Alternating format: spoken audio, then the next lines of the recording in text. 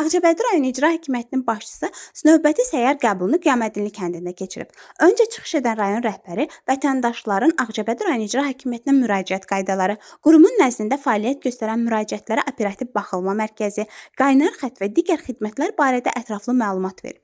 İcra başçısı həmçinin ötən gün Ağcabədidə Azərbaycan Respublikasında kənd təsərrüfatı, balıqçılıq və akvakultura məhsullarının istehsalı və emalı sahələrinin inkişafına dair 2026-2030-cu illər üçün dövlət proqramının müzakirəsinə həsr olunmuş regional müşavirədən söz açıb.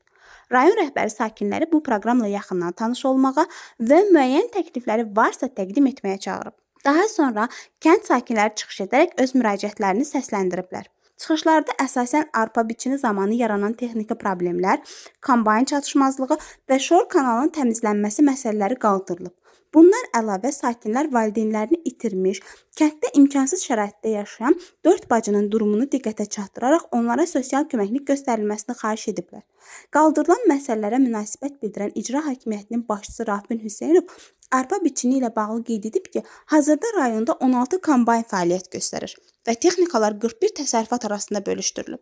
O, biçinin növbəllik əsasında aparıldığını və yaxın vaxtlarda müraciət edən sakinin də sahəsinin biçiləcəyini vurğulayıb. Şor kanalın təmizlənməsi məsələsinə gəldikdə isə aidiyyatı qurumlara rəsmi müraciətin olunması barədə tapşırıq verilib. Valideynlərini itirmiş 4 bacının vəziyyətinə toxunan rayon rəhbəri bu ailədən xəbərdar olduqlarını və onların ifrat yoxsulluq şəraitində yaşadıqlarını qeyd edib.